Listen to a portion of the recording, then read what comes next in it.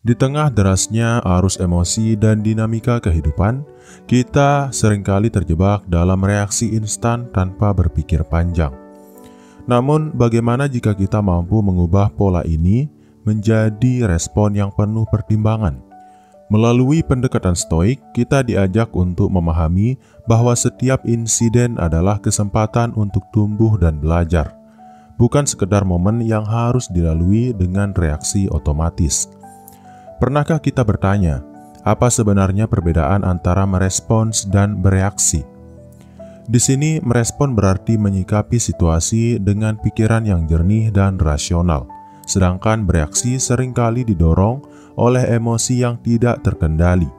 Dengan menggali esensi stoik, kita akan menemukan kunci untuk mengendalikan pikiran dan menciptakan perubahan positif dalam setiap tindakan. Video ini akan membimbing Anda melalui 10 cara praktis untuk melatih pikiran, sehingga Anda dapat menghadapi setiap tantangan hidup dengan kepala dingin dan hati yang tenang.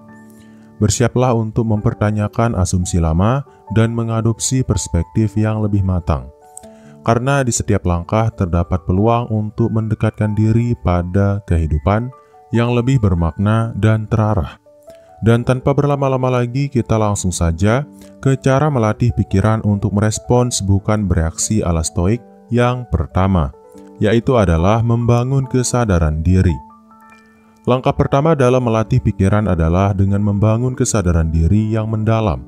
Anda harus mampu mengamati setiap pikiran dan perasaan tanpa menghakimi, layaknya seorang pengamat yang objektif terhadap dirinya sendiri. Proses ini menuntut disiplin dan keberanian untuk menghadapi sisi gelap yang sering tersembunyi di balik reaksi otomatis. Kesadaran diri memungkinkan kita untuk mengidentifikasi momen-momen ketika emosi mulai menguasai pikiran. Dengan memahami titik-titik lemah ini, Anda dapat mulai mengasah kemampuan untuk berhenti sejenak sebelum terjebak dalam spiral reaksi yang tidak produktif.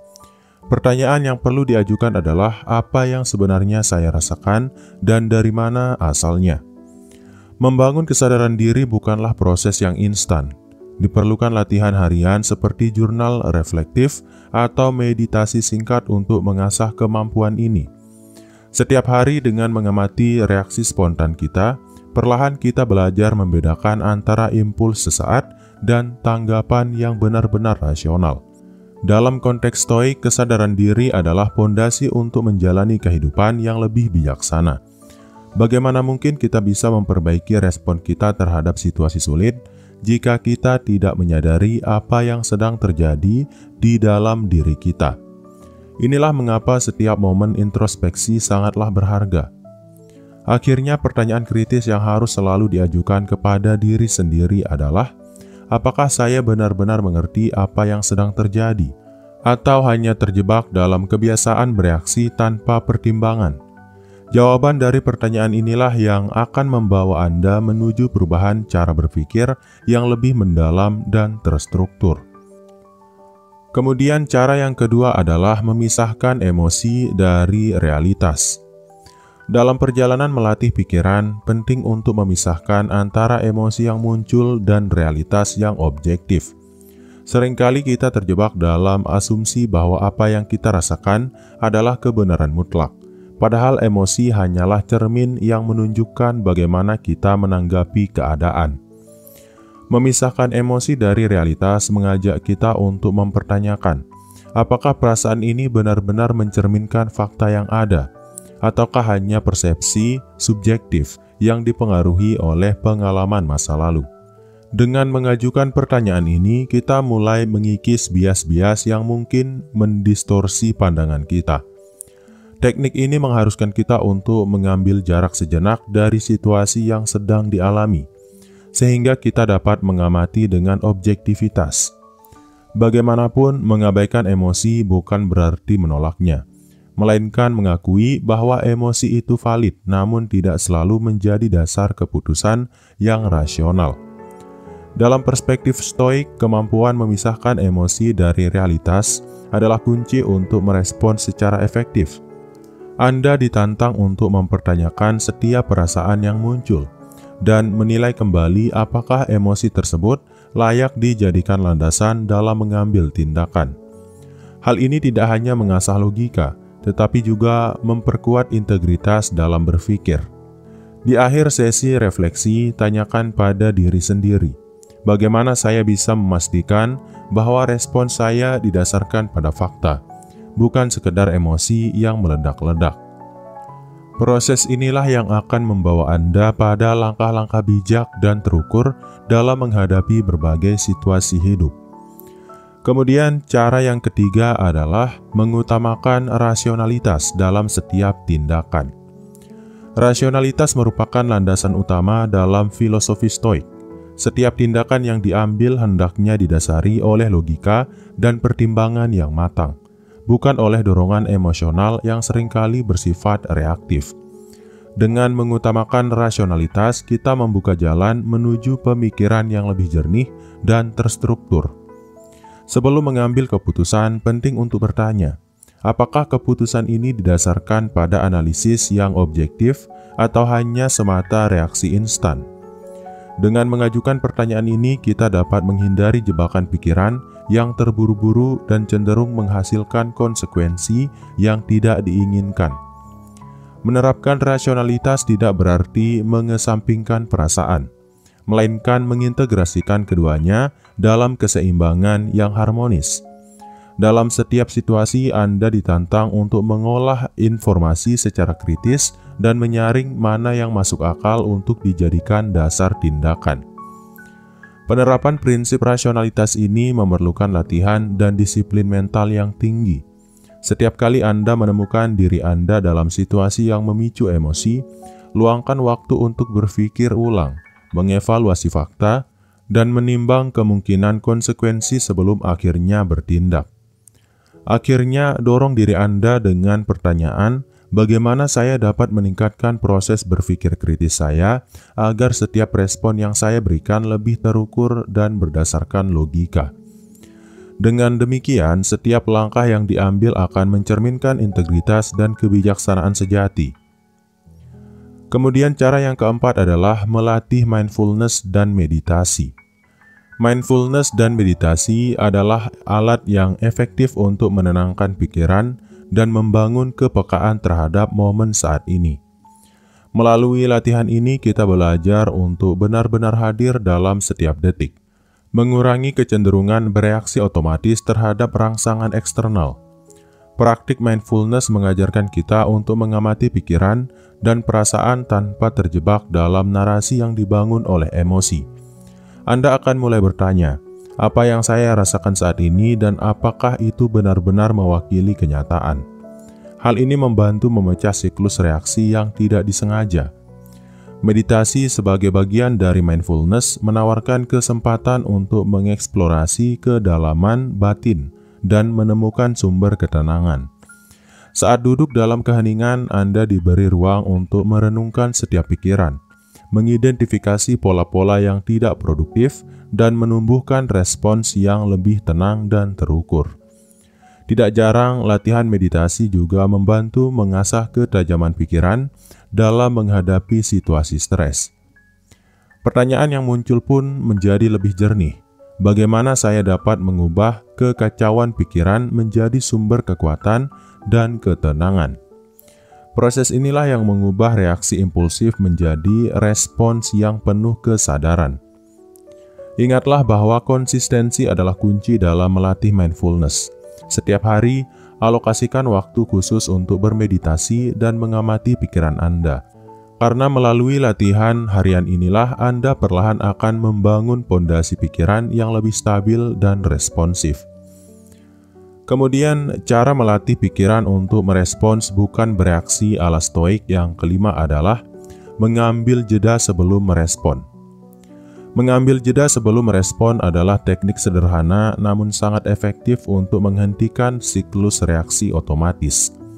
Dalam hitungan detik yang tampak sepele, kita dapat mengubah pola reaksi yang merugikan menjadi respons yang lebih terukur dan rasional.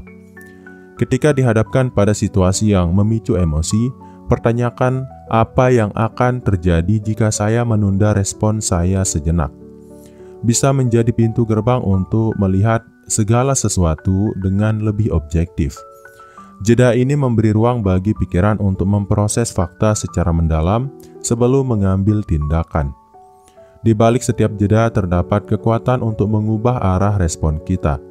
Teknik ini mengajarkan bahwa tidak semua momen harus diisi dengan reaksi segera. Dengan membiarkan waktu berjalan sebentar, kita memperoleh kesempatan untuk menilai kembali situasi dan memilih respon yang lebih bijaksana. Dalam praktik stoik, jeda sebelum bertindak adalah manifestasi dari kesabaran dan disiplin diri. Ini adalah bukti bahwa kita mampu menunda kepuasan emosional demi mendapatkan hasil yang lebih konstruktif dan bermakna. Setiap jeda adalah undangan untuk mempertanyakan asumsi dan mencari kebenaran yang lebih dalam. Jadi, tantanglah diri Anda untuk selalu mengingat pentingnya jeda. Dengan bertanya, apakah saya bisa menahan diri sejenak agar respon saya tidak hanya didorong oleh emosi? Dengan menjadikan jeda sebagai kebiasaan, Anda akan semakin mahir dalam mengendalikan reaksi dan mengubahnya menjadi respon yang lebih rasional serta bermakna. Kemudian cara yang keenam adalah mengasah kemampuan berpikir kritis. Kemampuan berpikir kritis adalah senjata utama dalam membedakan antara reaksi instan dan respon yang dipertimbangkan matang. Dengan berpikir kritis, Anda dapat menganalisis setiap situasi secara mendalam dan menantang asumsi-asumsi yang selama ini dianggap benar begitu saja. Penting untuk senantiasa bertanya, apa dasar dari informasi yang saya terima dan apakah ada bukti yang mendukungnya? Pertanyaan inilah yang membuka jalan untuk evaluasi lebih mendalam dan mencegah kita terjebak dalam kesimpulan yang prematur. Latihan berpikir kritis melibatkan peninjauan kembali setiap keputusan dengan pendekatan skeptis. Hal ini memungkinkan Anda untuk mengurai fakta dari opini dan membangun respon yang tidak hanya berdasarkan persepsi awal, melainkan melalui proses penilaian yang objektif. Dalam setiap situasi, tantangan untuk berpikir kritis dapat muncul dari berbagai sudut pandang. Dengan mempertanyakan setiap informasi yang datang, Anda mengasah kemampuan untuk menyaring mana yang relevan dan mana yang hanya sekedar gangguan. Inilah inti dari pendekatan stoik dalam berpikir. Sebagai refleksi akhir, tanyakan kepada diri sendiri, apakah saya sudah cukup kritis dalam menyikapi setiap situasi, ataukah saya masih terjebak dalam pola pikir yang konvensional? Pertanyaan ini akan mendorong Anda untuk terus mengembangkan kemampuan berpikir kritis, sehingga respon yang Anda berikan selalu dilandasi oleh analisis mendalam dan pemahaman yang autentik. Kemudian cara yang ketujuh adalah mengelola harapan dan keinginan. Seringkali konflik batin bermula dari harapan dan keinginan yang tidak realistis. Dalam ajaran stoik, mengelola harapan merupakan langkah penting untuk menjaga keseimbangan emosi dan menghindari kekecewaan yang tak terhindarkan. Memahami batas antara apa yang bisa dikontrol dan apa yang tidak adalah kunci untuk hidup dengan damai. Pertanyaan kritis yang perlu diajukan dalam konteks ini adalah, apakah harapan saya didasarkan pada realitas, ataukah hanya ilusi yang terus-menerus menghambat saya? Dengan menyadari hal ini, kita dapat mulai mengubah paradigma dan menyelaraskan keinginan dengan kenyataan yang ada. Mengelola harapan juga berarti belajar untuk merayakan pencapaian kecil dan menerima bahwa tidak semua hal dapat berjalan sesuai rencana. Proses ini mengajarkan kita untuk menghargai usaha daripada hasil dan memandang setiap kegagalan sebagai bagian dari proses pembelajaran yang berharga. Dalam praktik stoik, mengurangi kelekatan pada keinginan yang berlebihan membantu kita untuk hidup lebih fleksibel. Dengan mengendalikan ekspektasi, kita membuka ruang untuk adaptasi dan menemukan kepuasan dalam setiap momen, terlepas dari hasil akhirnya. Ini adalah salah satu kunci untuk mengubah reaksi negatif menjadi respon yang konstruktif. Jadi, tanyakanlah pada diri sendiri, bagaimana saya dapat menyelaraskan harapan dengan realitas agar tidak mudah terguncang oleh perubahan? Dengan mengelola harapan secara realistis, Anda akan lebih mudah menemukan ketenangan dan kekuatan untuk merespon situasi dengan sikap yang lebih tenang dan terukur. Kemudian cara yang ke-8 adalah dengan menerima ketidakpastian dan perubahan. Ketidakpastian adalah satu-satunya kepastian dalam kehidupan. Dalam dunia yang selalu berubah, kemampuan untuk menerima ketidakpastian adalah inti dari filosofi Stoik. Menerima perubahan, baik yang diharapkan maupun tidak, membantu kita untuk tidak terjebak dalam perasaan frustrasi dan kebingungan. Pertanyaan yang muncul dalam menghadapi ketidakpastian adalah bagaimana saya bisa menemukan stabilitas di tengah-tengah perubahan yang konstan. Dengan menggali pertanyaan ini, kita dihadapkan pada realitas bahwa kontrol penuh atas keadaan adalah sebuah ilusi, dan sebaliknya respon kita terhadap perubahan yang menentukan kualitas hidup. Menerima ketidakpastian berarti melepaskan keinginan untuk selalu mengontrol segala aspek kehidupan. Proses ini mendorong kita untuk melihat setiap perubahan sebagai peluang untuk belajar dan beradaptasi. Apakah mungkin dengan menerima ketidakpastian, kita bisa menjadi lebih fleksibel dan tangguh? Dalam praktik Stoik, setiap momen ketidakpastian adalah panggilan untuk introspeksi dan pertumbuhan pribadi.